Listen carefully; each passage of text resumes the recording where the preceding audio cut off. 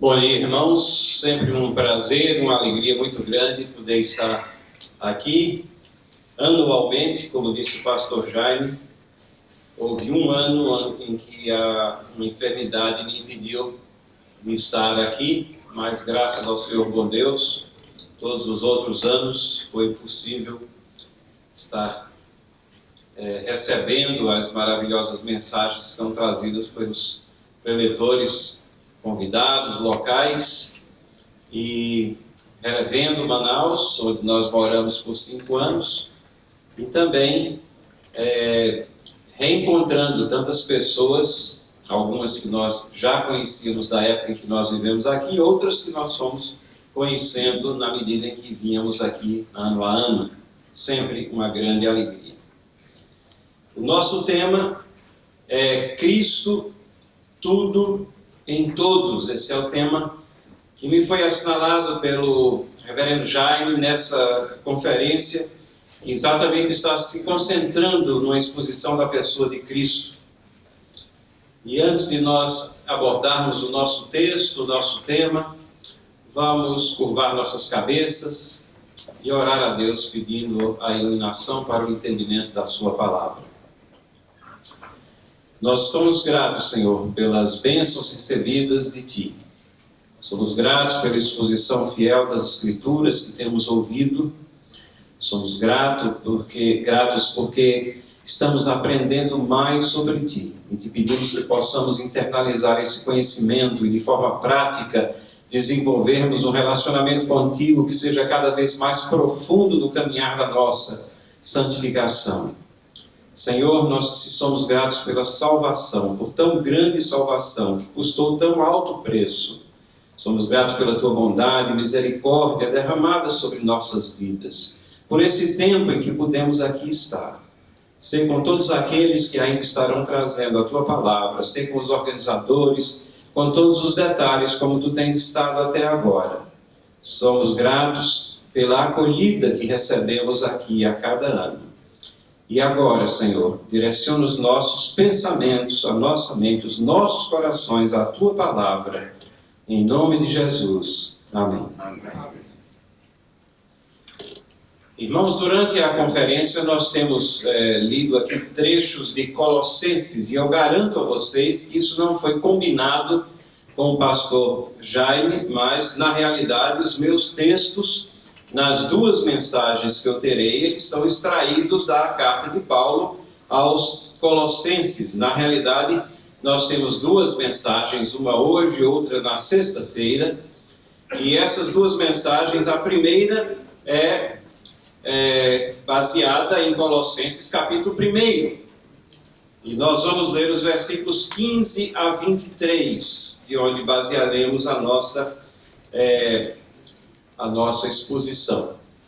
A segunda mensagem é baseada no capítulo 3 de Colossenses, mais especificamente no versículo 11, que é aquele que traz o tema dessas duas mensagens, Cristo, tudo em todos. Mas inicialmente hoje nós queremos, nessa primeira mensagem, que essa pergunta esteja sempre presente na sua mente: quem é Cristo para mim? Quem é Cristo para você? Digo eu, mas eu assumo também essa pergunta: quem é Cristo para mim? Gostaria que você assumisse também quem é Cristo para você. Colossenses capítulo 1, versículos 15 a 23, diz o seguinte: Ele é a imagem do Deus invisível, o primogênito de toda a criação, porque nele foram criadas todas as coisas que há nos céus e na terra, visíveis e invisíveis, sejam tronos, sejam dominações, sejam principados, sejam potestades, tudo foi criado por Ele e para Ele. E Ele é antes de todas as coisas, e todas as coisas subsistem por Ele.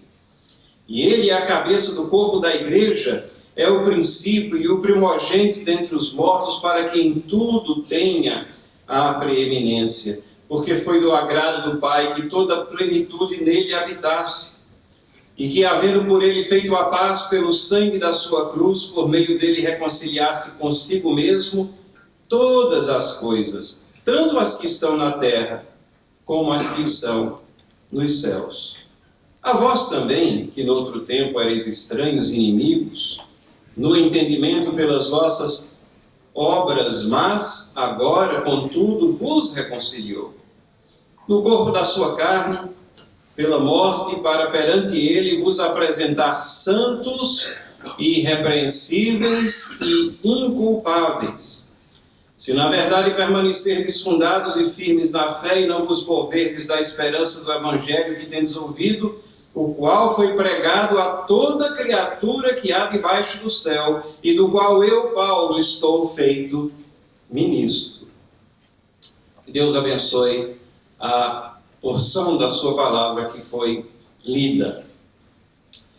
Irmãos, essa carta que Paulo escreveu aqui, escreveu para uma cidade que era um grande centro comercial, um centro comercial antigo, que nessa época aqui ele já estava com uma certa decadência. É uma cidade que está perto da cidade de Éfeso. É interessante porque às vezes nós olhamos essas cartas de Paulo e esses lugares não são familiares para nós, mas é interessante sabermos que eram cartas reais para pessoas reais, para igrejas reais. E Paulo estava lidando com problemas reais, com situações reais, com contextos reais também. E essas cartas, elas não estavam destinadas a morrerem, a serem o objetivo principal, apenas serem lidas naquelas igrejas, mas foram inspiradas pelo Espírito Santo, elas nos atingem. Essa própria carta traz referência a como ela era para ser lida na igreja de Laodiceia e em outras igrejas também. Então nós vemos aqui o Espírito Santo de Deus inspirando Paulo e trazendo uma mensagem para nós, uma mensagem poderosa que era necessária a essa igreja, pela situação que era vivida, mas que é necessária também para nós, para a nossa vida individual, para cada um de nós aqui nesta manhã. Provavelmente quem evangelizou essa cidade foi Epáfras. E provavelmente Paulo não conhecia esses irmãos ainda, porque lá no capítulo 2, versículo 1, ele fala dessa luta dessa agonia que ele tinha numa luta espiritual para estar ministrando aos colossenses, ministrando aos laodicenses, e ele diz assim: por quantos que não me viram face a face. Então Paulo provavelmente nunca tinha visitado essa igreja aqui, mas ele escreve à igreja porque Epáfras, que o visitou na prisão, provavelmente disse todas as coisas que estavam acontecendo e falou dessa igreja, da crença da igreja, mas também dos problemas que existiam dentro da igreja. E Paulo então escreve essa carta. Ele escreve essa carta junto com Timóteo, lá no capítulo 1, versículo 1, diz assim: Paulo, apóstolo de Cristo Jesus, por vontade de Deus, e o irmão Timóteo. Timóteo estava junto de Paulo. E provavelmente Timóteo talvez escreveu aquilo que estava sendo ditado por Paulo, mas os dois estavam juntos na escrita dessa carta. E ela é dirigida, no versículo 2, aos santos e fiéis irmãos em Cristo que se encontram em Colossos. Graça e paz a vós outros da parte de Deus, nosso Pai.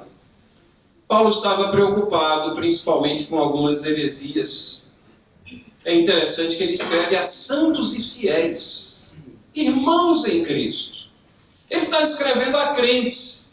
Ele está escrevendo a pessoas como você, como eu, que são crentes do nosso Senhor Jesus Cristo. Mas ele estava preocupado com algumas heresias que estavam ocorrendo nessa igreja.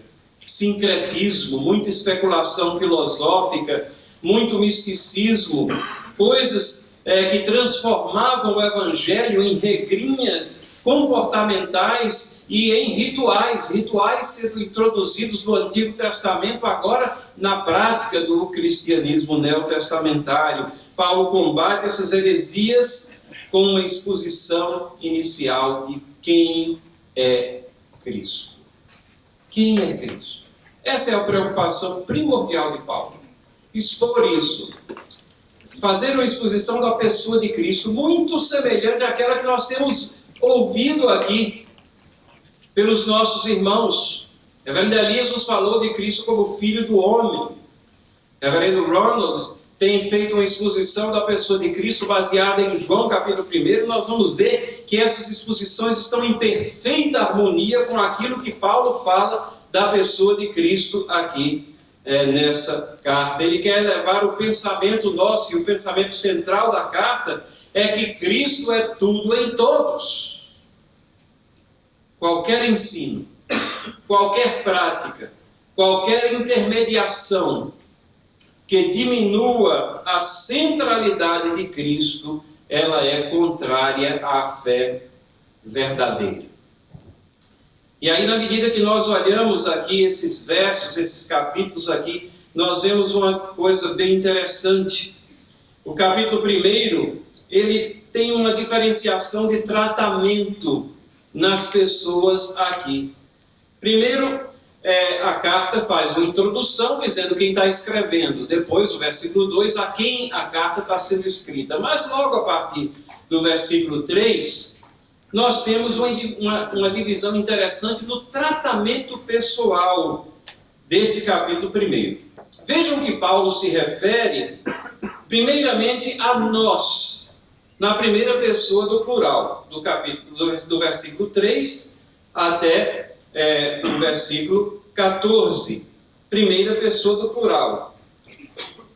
Então, deem uma olhada na Bíblia de vocês, vocês vão ver. Começa com o verbo na primeira pessoa do plural. Damos sempre graça, desde que ouvimos, no versículo 4, né? E por aí nós vamos, no versículo 9, por essa razão também nós, né? E sempre se incluindo aqui nesse tratamento. Paulo está falando a crentes. Isso nós já vimos desde o versículo 2, mas deem uma olhada aqui nos versículos 12 a 14. Ele diz assim: dando graças ao Pai, que vos fez idôneos, ou seja, íntegros, à parte que vos cabe da herança dos santos na luz. Que coisa interessante, ele fala a crentes, mas não são crentes quaisquer, são crentes que ele reconhece que são íntegros, idôneos, e que estão fazendo aquilo que cabe a eles. Ele diz no versículo 13, ele nos libertou do império das trevas e nos transportou para o reino do Filho do seu amor, no qual temos, primeira pessoa do plural aqui, temos a redenção, a remissão dos pecados. Paulo está dizendo, irmãos, nós temos a remissão, temos a redenção, temos o evangelho, temos a salvação. Paulo está escrevendo a crentes que, como ele, confiam no nosso Senhor Jesus Cristo para a sua salvação. Primeira pessoa do plural nesses primeiros versos aqui de 3 a 14. E aí, no texto que nós lemos aqui, ou parte dele, a partir do versículo 15, o tratamento muda para ele. Muda para ele. Para a terceira pessoa aqui do singular. E ele começa a falar de Cristo. Ele começa a falar desse que deve merecer a nossa atenção. Desse a quem ele vai fazer a exposição e vai ressaltar a sua pessoa, a sua posição ao longo de toda carta, de toda epístola. Vejam no versículo 15, ele é a imagem de Deus. Versículo 16, pois nele foram criadas todas as coisas. Versículo 17, ele é antes de todas as coisas. 18, ele é a cabeça, e assim por diante, até o versículo 20. Ele está falando de Cristo Jesus, dele. E aí ele vira-se para os seus leitores. Agora notem que é ele que está proferindo a mensagem, e ele passa assim mais incisivamente a falar a vós. E vamos agora nos colocar no lugar desses que estão recebendo a carta. O vós somos nós, né? E Paulo passa a se dirigir aos leitores, e o que ele faz aqui é exatamente aplicar a exposição que ele fez da pessoa de Cristo. E depois de falar nós, de falar ele, de falar a vós, ele fala de si mesmo. No versículo 23, no final do versículo 23 em diante, ele começa a falar de si mesmo e dá um testemunho, uma experiência pessoal.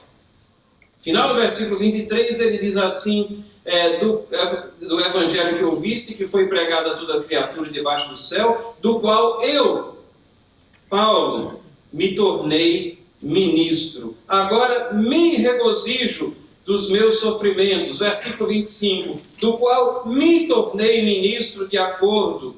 Né? E aí ele vai aplicando, ele trazendo essa experiência pessoal. Paulo está trazendo aqui os seus sentimentos, o seu ofício, os seus deveres, a sua preocupação com os fiéis.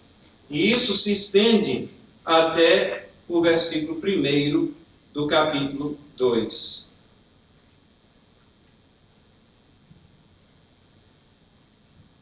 Mas a nossa concentração aqui, irmãos, é nos versículos 15 até o versículo 23. E é aqui que nós queremos reavivar essa pergunta que nós devemos estar com ela constantemente enquanto estamos lendo esses trechos e expondo essa questão. Quem é Cristo? Quem é Cristo? Você pode dizer, isso é uma pergunta supérflua. Se nós estamos aqui numa conferência, no encontro da fé reformada, certamente que nós sabemos quem é Cristo. Não somente nós sabemos quem é Cristo, mas temos interesse em quem é Cristo, senão nós estaríamos numa outra atividade qualquer. O pregador está chovendo no molhado, perguntando quem é Cristo, por que é que nós temos que martelar nisso aí? Nós sabemos quem é Cristo. Irmãos, eu creio que nós devemos sempre estar estudando a palavra de Deus e nos relembrando quem é Cristo, porque nós temos a tendência de esquecer, de viver como se Ele não fosse quem Ele é. E o nosso conceito de Cristo, ele tem sido mudado, ele tem sido modificado pela visão de um Cristo que é um Cristo cabisbaixo, é um Cristo envergonhado, é um Cristo às vezes que está mendigando a atenção. É um Cristo que não é o Cristo Salvador, Redentor, vitorioso, aquele que venceu a morte, aquele que é exposto na Bíblia, aquele que é Deus verdadeiro, aquele que estava desde o princípio, aquele que estava com Deus, aquele que é Deus. Quem é Cristo? E nesse trecho que nós lemos aqui, nós temos 3 dimensões a essa resposta que devemos dar. Quem é Cristo? Paulo nos diz aqui quem é Cristo. Nos versículos 15 a 23, Paulo está nos dizendo precisamente quem é Cristo Jesus. E ele começa nos dizendo, como nós temos ouvido aqui, que Cristo é o Senhor do universo. Isso vai dos versículos 15 a 17. Cristo é o Senhor do universo. E na sequência, versículos 18 a 20, Paulo vai passar a nos dizer que Cristo é o Senhor da igreja. E nos últimos versículos do trecho que nós lemos, versículos 21 a 23, Paulo vai nos dizer que Cristo é o Senhor da sua vida. Vejam, do maior para o menor, do mais amplo e abrangente para a questão específica, particular, mas é aquela que interessa mais a você, a sua vida. Cristo é o Senhor da sua vida. Cristo é o Senhor do universo. Cristo é o Senhor da igreja. Cristo é o Senhor da sua vida.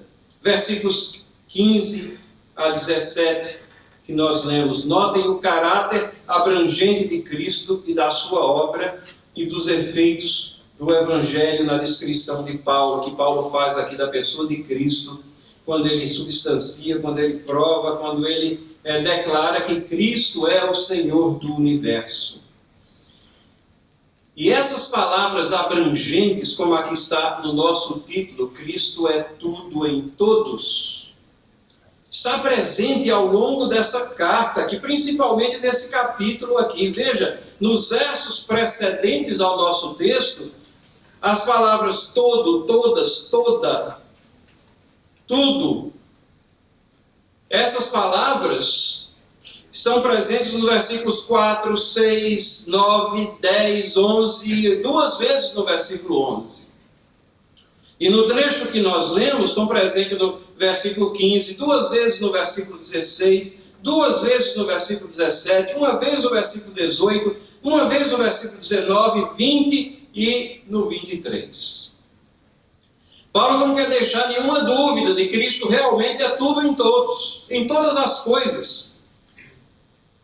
Jesus Cristo é apresentado aqui da forma mais abrangente possível. E Paulo nos diz que Jesus Cristo é o Senhor do universo. Vejam aqui no versículo 15 dele, diz: Ele é a imagem do Deus invisível, o primogênito de toda a criação. Percebem a semelhança aqui com João, capítulo 1, versículo 1? Percebem a igualdade que é colocada aqui na pessoa de Cristo com Deus? Ele é a imagem do Deus invisível. Ele é aquele que viu a Deus e que transmite a mensagem de Deus para nós. E nós vemos a Deus através de Cristo. Ninguém viu a Deus, mas o Filho. Mas nós temos o Filho. O Filho é aquele que vem até nós. O Filho, o texto bíblico nos diz, é Deus conosco. Deus conosco. E o texto nos diz que ele é a imagem do Deus invisível. Lembra quando Jesus Cristo estava falando lá, pregando e falando sobre Nínive? E ele diz lá em Mateus que os ninivitas iriam ressuscitar e acusar aquela geração má e adúltera, porque ali estava quem era maior do que Jonas, ali estava o mestre dos mestres, o Senhor dos senhores, e eles não estavam prestando atenção a ele.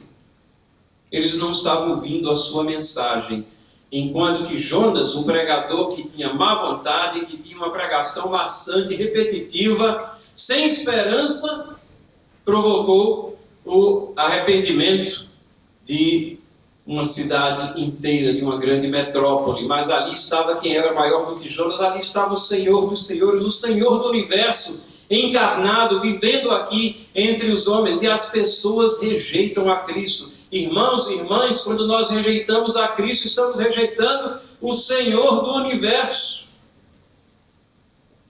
Aquele que é o primogênito de toda a criação, aquele que existiu antes das coisas criadas.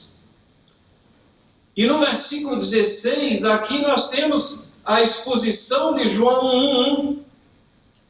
Pois nele foram criadas todas as coisas, nos céus e sobre a terra, as visíveis e as invisíveis, sejam tronos, sejam soberanias, quer principados, quer potestades, tudo foi criado por meio dele e para ele. Que exposição magistral que Paulo está fazendo da pessoa de Cristo. Não somente ele esteve presente na criação, mas as coisas foram criadas nele. E não são só as coisas visíveis, palpáveis, que nós podemos ver e tocar, mas todo um campo espiritual que nós não vemos, mas que é tão real quanto as coisas que vemos. Principados, potestades, todas as coisas, tudo segue-se a ele. Veio a existir por causa dele, veio a existir nele. Seres visíveis e seres invisíveis, sejam tronos, soberanias, as pessoas mais poderosas do mundo, os impérios maiores que a terra já viu. Tudo isso procede do ato criativo de Deus, e Jesus Cristo, a imagem do Deus invisível, está aqui presente na criação. Jesus Cristo, quem é Cristo? Jesus Cristo é o Senhor do universo. Ele é Deus. e Ele é Criador. Nele todas as coisas foram criadas, tudo foi criado por meio dele. As coisas foram criadas nele, por meio dele, e com que propósito? Para ele. Para ele. Nós temos isso aqui muito claro. Tudo foi criado por meio dele e para ele. Quem é Cristo? Cristo é o Senhor do universo, Ele é Deus, Ele é Criador, Ele é soberano, eterno. É a terceira coisa que nós vemos aqui, e vemos isso no versículo 17.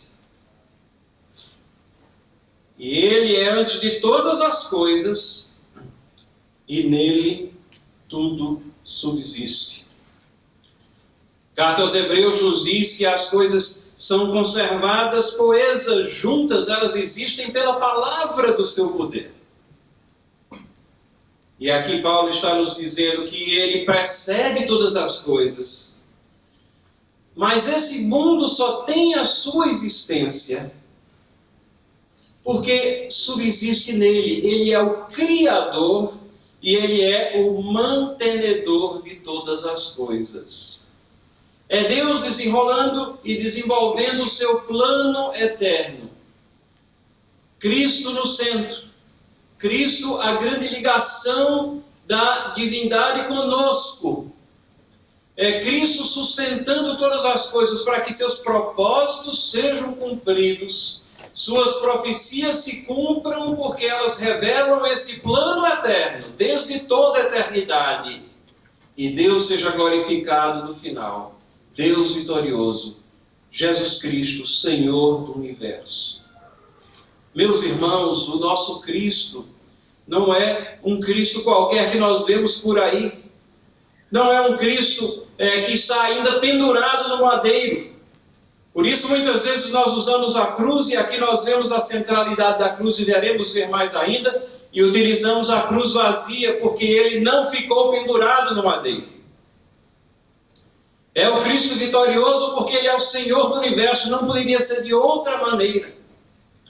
E se Ele se esvaziou de sua glória e entrou num estágio de humilhação para habitar entre nós, foi por amor a nós, pela grande misericórdia e amor de Deus que se derramou sobre cada um de nós, cada um de vocês, para que nós pudéssemos ter a mensagem da redenção, as boas novas do Evangelho. É esse Cristo, Senhor do universo, que condescendeu em habitar entre nós e sofrer humilhação até a morte, morte de cruz, para depois ressurgir vitorioso ao terceiro dia. Cristo, quem é Cristo? Quem é Cristo para você? Cristo é o Senhor do universo. Cristo é o Senhor do universo. Mas esse Cristo é o Senhor da igreja. Essa regência que Ele tem sobre o universo o faz, no seu plano de redenção, separar um povo para si, um povo chamado, que Ele chama de igreja. Um povo que Ele comprou com um alto preço. E nos versículos 18 a 20, Paulo passa a falar desse Cristo que é o Senhor da igreja. E nós lemos aqui, Ele é a cabeça do corpo da igreja. Ele é o princípio, o primogênito dentre os mortos, para em todas as coisas ter a primazia. Ele é a cabeça do corpo da igreja. Ele é o princípio, o primogênito dentre os mortos, para em todas as coisas ter a primazia. Esse verso aqui nos fala de um Cristo que não é o Cristo cabisbaixo, não é o Cristo pedinte, não é o Cristo que é o cabeça. Ele é o chefe da igreja. Ele é aquele que comanda a igreja. Ele é aquele que vai apresentar o seu povo, os santos, aqueles chamados e escolhidos, lá na presença de Deus, se colocar como intermediário, como advogado, e vai dizer lá no dia, na glória, vai dizer: eu paguei os pecados desse povo. Eu sou o cabeça desse povo, dessa igreja, que foi comprada por alto preço. Eu que existo desde o princípio. Eu sou primogênito dentre os mortos. O que é que quer dizer isso? É a vitória que ele obteve na ressurreição. E é por essa razão que ele em todas as coisas tem que ter a primazia. A cruz é central. A cruz não deve ser um objeto de adoração nosso, mas ela é central ao plano de salvação. Porque sem a cruz, sem a morte de Cristo, os nossos pecados não poderiam ter sido perdoados. Cristo foi e pagou em nosso lugar. Ele foi pendurado ali para que nós não sofrêssemos a punição eterna. Jesus Cristo é o cabeça da igreja. Ele é aquele que foi alçado até a cruz. O túmulo vazio representa também a nossa fé. Representa o fato de que a morte não pôde amarrá-lo, não pôde deixá-lo ali naquele túmulo. Não, ele foi ressurreto ao terceiro dia. E então ele vitorioso, a Bíblia nos diz que ele é o primogênito entre os mortos, como Paulo escreve aqui. E é por isso que ele tem que ter a primazia em todas as coisas. Em todas as coisas ele tem que ter o primeiro lugar. Quem é Cristo? Cristo é o Senhor do universo, por isso ele tem que ter o primeiro lugar nos nossos pensamentos, na nossa vida. Quem é Cristo? Ele é o Senhor da igreja, ele é o cabeça, não é o Cristo cabisbaixo, é por isso que ele tem que ter a primazia. Ele é o Cristo vitorioso, é o Cristo ressurreto, é o Cristo que venceu a morte. É o Cristo que tem que ter a primazia. E aqui eu relembro uma coisa, não é o Espírito Santo que tem que ter a primazia. É Cristo. E é Cristo que nos ensina isso. Nessa interação de Deus com o homem, onde os papéis foram separados e Deus é o autor da salvação e Jesus Cristo é aquele sobre a qual ela foi executada. E é aquele que opera e concretiza a salvação. O Espírito Santo é aquele que revela a Cristo. Ele não fala de si mesmo, ele fala para Cristo, ele aponta para Cristo. Vivemos numa era onde se enfatiza tanto o Espírito Santo, às vezes o culto ao Espírito Santo, irmãos, isso é uma distorção. Onde é que o Espírito Santo está sendo glorificado? Onde Jesus estiver sendo apresentado. Onde é que o Espírito Santo está sendo ressaltado? Onde Jesus estiver sendo ressaltado, onde Jesus estiver tendo a primazia. Porque somente pelo Espírito Santo de Deus é que o lugar próprio e adequado de Cristo pode ser considerado dentro da igreja e na vida de cada um. Cristo tem que ter a primazia, esse Cristo vitorioso. E o versículo 29, o versículo 19, ele nos leva então exatamente a essa plenitude que Jesus Cristo tem. Esse Cristo que é tudo em todos. Diz assim, porque aprove a Deus que nele residisse toda plenitude. Toda plenitude. A compleição, a complementação de todas as coisas. Não existe nenhuma parte que falta a Cristo. Não, nele reside toda a plenitude. Ele tem tudo aquilo que é necessário para ser o nosso Salvador. Ele é o único que pode abrir aqueles selos. Ele é o único que pode se apresentar vitorioso. É Cristo Jesus. É esse no qual reside toda a plenitude. E aí nós vemos que Cristo, como Senhor da igreja, ele é cabeça, é vitorioso, é plenitude e ele é o autor da paz. Nós temos aqui no versículo 20. E que, havendo feito a paz pelo sangue da sua cruz, por meio dele reconciliasse consigo mesmo todas as coisas, quer na terra, quer sobre a terra, quer nos céus. É nele que nós encontramos a reconciliação com o nosso Deus. Nós que estamos em estado de inimizade, é ele que toma a iniciativa para nos reconciliar. E é somente através dele que nós encontramos a reconciliação. Não há nenhum outro nome no qual nós possamos clamar para sermos salvos, mas no nome de Cristo Jesus. É ele que nos reconcilia com o Deus Criador. É Ele que reconcilia a própria criação que geme em pecado, com o Deus que poderia derramar o seu julgamento sobre esta criação e aniquilar toda a terra, e estaria justamente procedendo se assim fizesse. Mas para que o seu plano seja completado, Ele reconcilia todas as coisas na pessoa de Cristo, segura o seu julgamento até o tempo determinado, para que esse povo que é seu, comprado por um alto preço, possa ser arrebanhado através dos séculos e apresentado como grande troféu, como nos diz lá Isaías capítulo 8. Eis aqui o povo, esse é o grande troféu que Jesus Cristo apresenta, um povo redimido, um povo comprado com o seu sacrifício e com a sua vitória sobre a morte. Jesus Cristo é o Senhor do universo. Jesus Cristo é o Senhor da igreja. Mas, irmãos e irmãs, como nós já ouvimos também aqui nesta manhã, você pode ter o conhecimento de que Jesus é o Senhor do universo. Você pode ter já ouvido falar que Jesus Cristo é o Senhor da igreja e ouvido pregação após pregação, mas o ponto central e a questão principal é quem é Cristo para você. Quem é Cristo para você? E você pode pensar até que a cruz é alguma coisa central nessa mensagem, mas você pode até usar a cruz como um amuleto, como um adorno apenas, simplesmente. E muitas vezes você até usa o Cristo pendurado na cruz também como um adorno, como uma joia.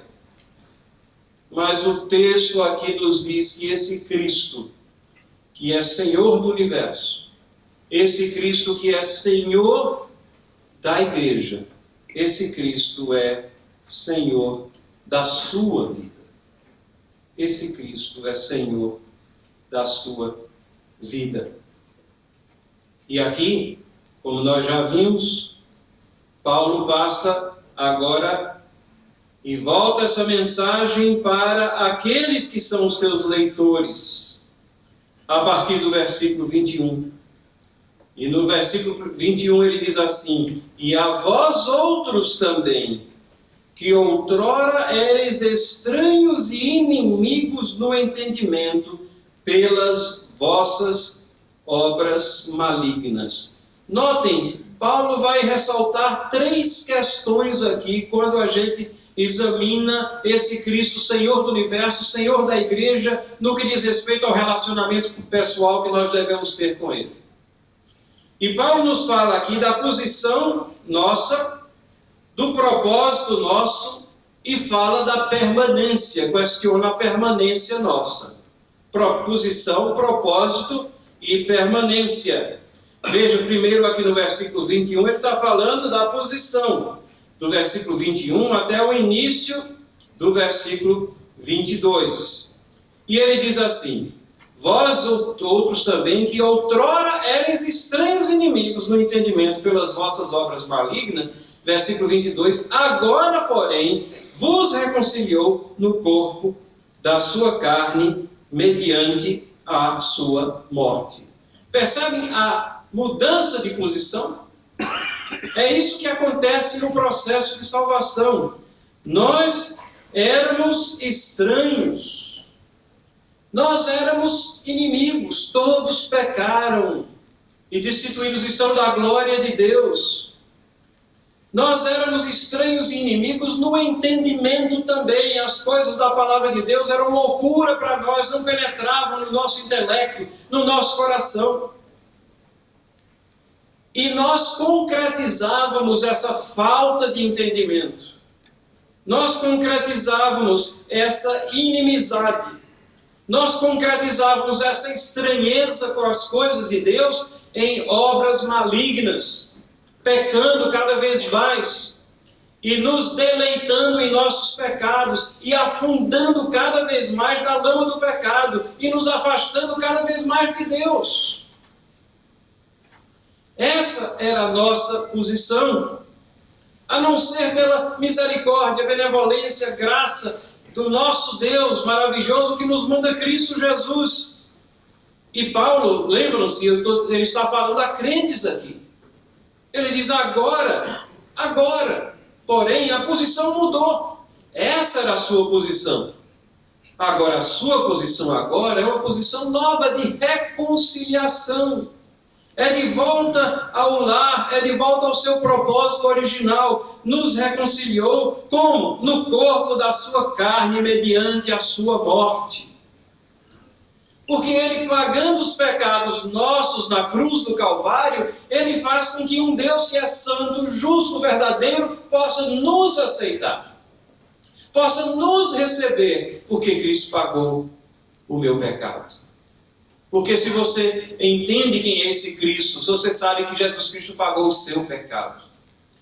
Porque se você entende quem é a pessoa de Deus, o que Ele é e quem é Cristo, sabe que Cristo é o Senhor do universo, Senhor da igreja, e sabe que Ele é Senhor da sua vida, se você tem essa convicção, é porque o seu pecado foi pago por Cristo Jesus na cruz do Calvário.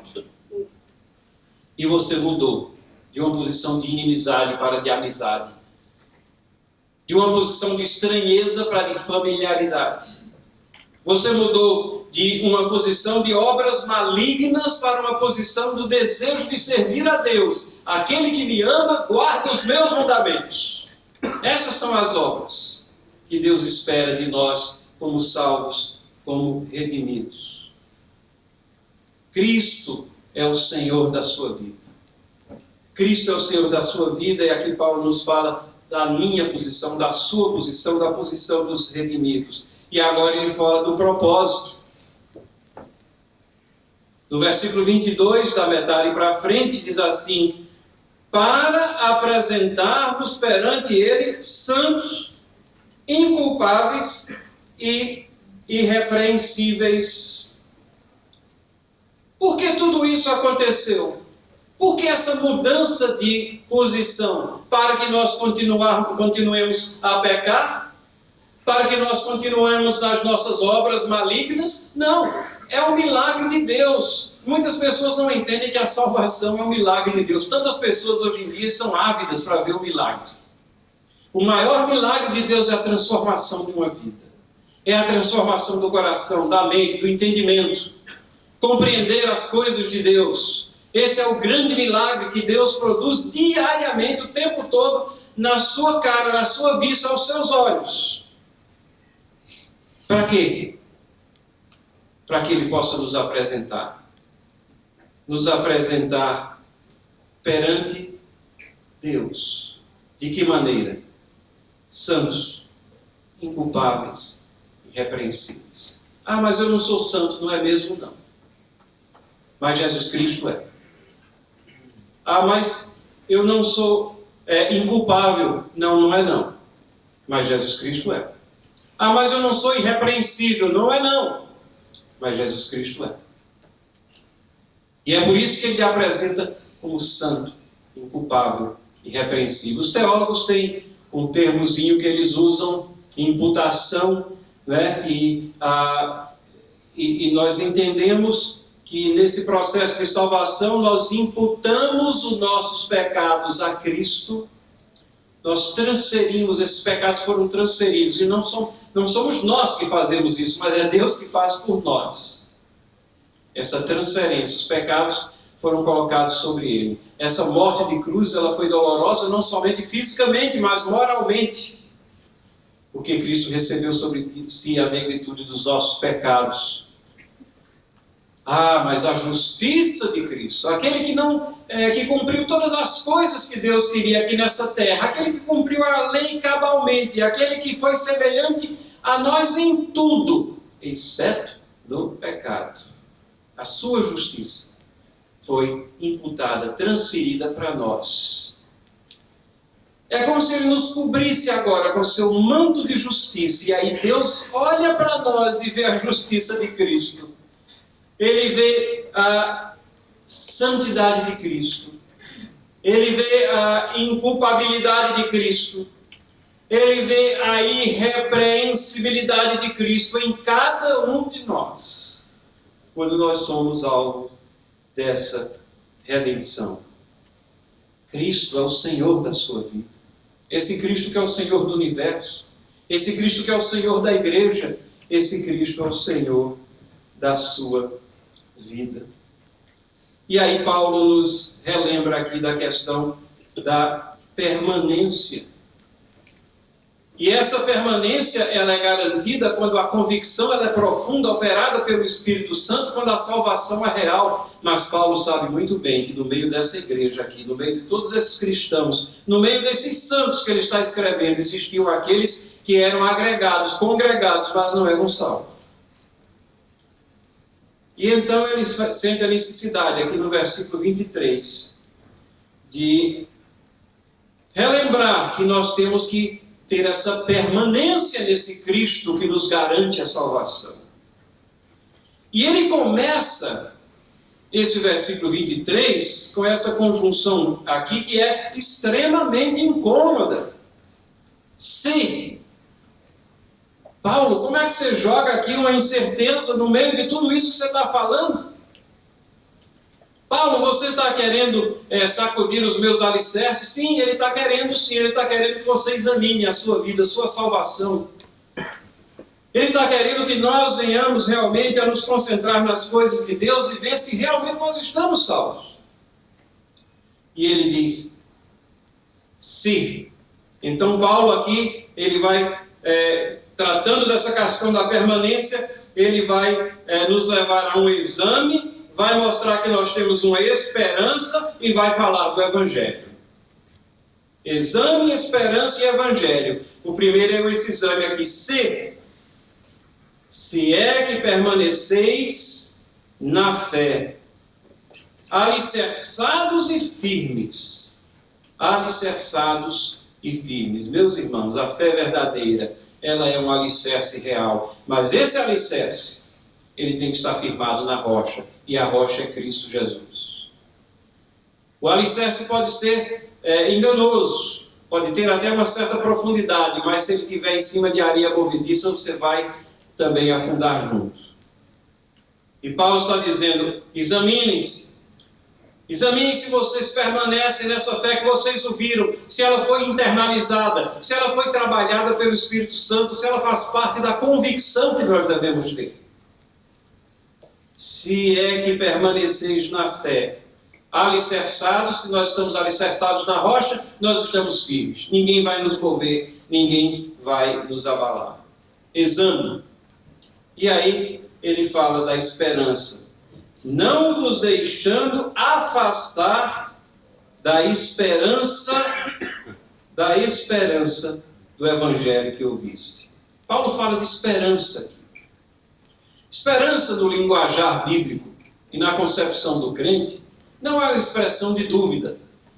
É uma expressão de expectativa de coisas que certamente virão. E aqui Paulo está dizendo que se o nosso alicerce não for firme, nós vamos nos afastar, afundando ali da esperança. Mas o crente, o verdadeiro crente, aquele que teve o seu coração e os olhos abertos pelo Espírito Santo de Deus, aquele que no seu coração a sua confiança está colocada no Senhor da glória, naquele que é o único Redentor, no único nome no qual a salvação, a esperança vai estar presente. E é por isso que Pedro nos relembra lá, 1 Pedro 1,25, que nós devemos estar sempre prontos. Para quê? Para falar com mansidão e temor da esperança que nós temos em nós. Como é que está a sua vida? Você exala esperança ou você exala pessimismo? A sua concentração está na pessoa de Cristo e na esperança que Ele traz? Ou está no pessimismo da conjuntura? Nos nossos ajuntamentos, junto com os nossos amigos, nós só falamos e somos pessimistas sobre tudo, esquecemos de falar da esperança, nos afastamos dessa esperança? A nossa permanência na fé é evidenciada por esse exame, pela esperança, e é uma esperança que está acoplada aqui ao Evangelho. É uma esperança do Evangelho que ouvistes e que foi pregada a toda criatura debaixo do céu. Essa esperança está unida às boas novas de salvação, à redenção, Há possibilidade de estarmos reconciliados com o Pai, e concretamente nós já experimentamos isso aqui nessa terra. Nós já experimentamos as bênçãos de saber que há um que é o Senhor do universo, que é o Senhor da igreja e que é o Senhor da nossa vida. Nós já experimentamos a comunhão dos santos, pessoas de diversas nacionalidades. Vem alguém do Zâmbia, vem alguém dos Estados Unidos, de algum outro lugar, e nós sabemos que temos uma comunhão, temos algo em comum. O alicerce é o mesmo, a fundação é a mesma, a firmeza é a mesma. Por quê? Porque o Cristo é único.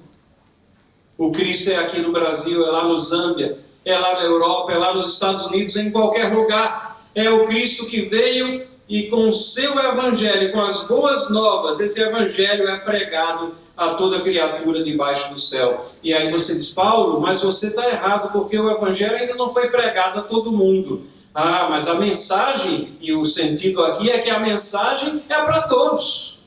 A proclamação é para toda criatura debaixo do céu.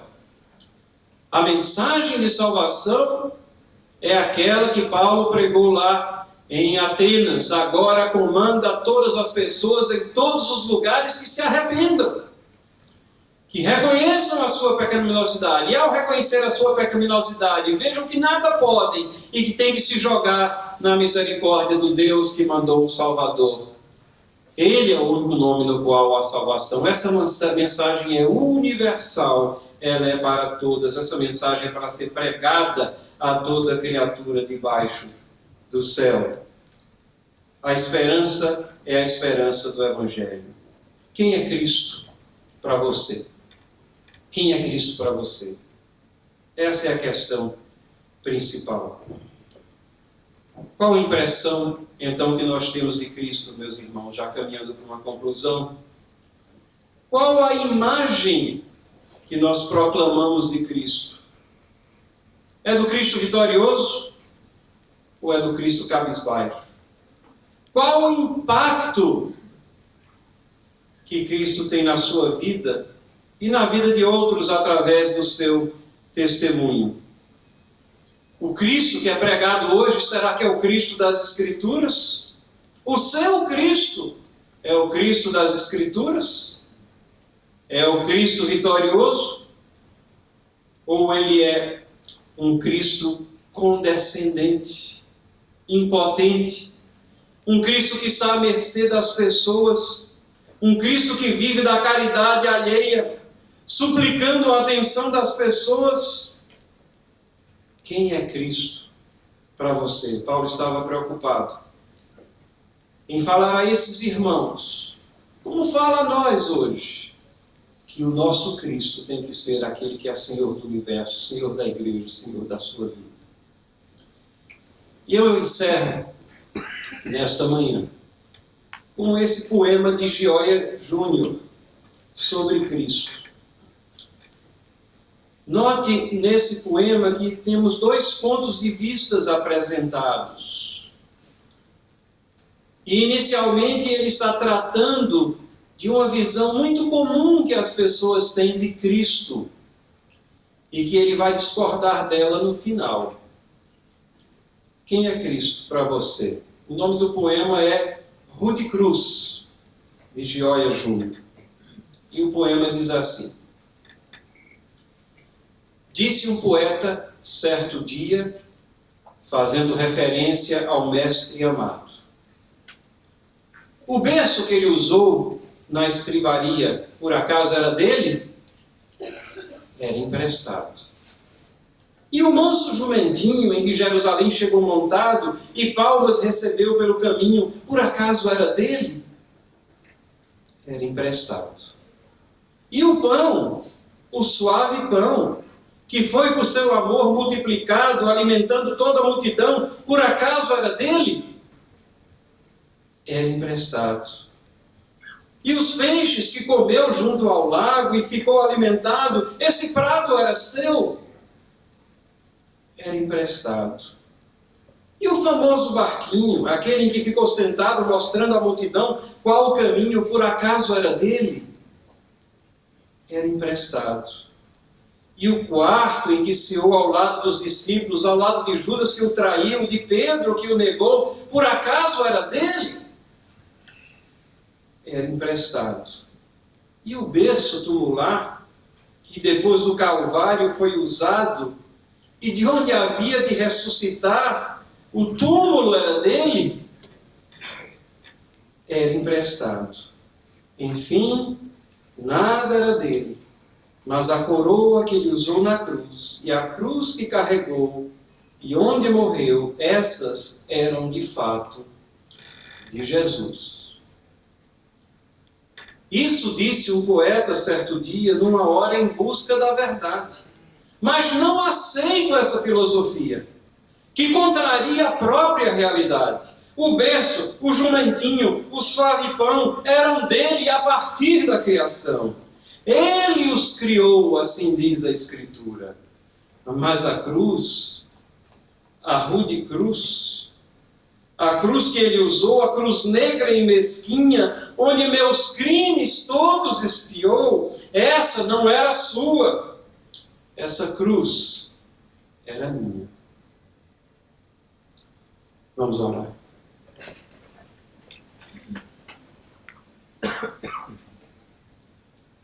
Senhor Deus, ajude-nos a ver a Jesus Cristo, como a Tua palavra nos apresenta. O Cristo vitorioso. Não o Cristo pregado na cruz impotente, mas o Cristo que é Senhor do universo, o Cristo que é Senhor da igreja, o Cristo que é Senhor das nossas vidas. E assim fazendo, Senhor, ajuda-nos a ter a convicção de que aquela cruz era a nossa cruz. E é lá que ele foi pregado, em nosso lugar. Mas, Senhor, damos graças, louvamos a Ti, porque Ele não ficou na cruz. Porque Ele ressurgiu ao terceiro dia.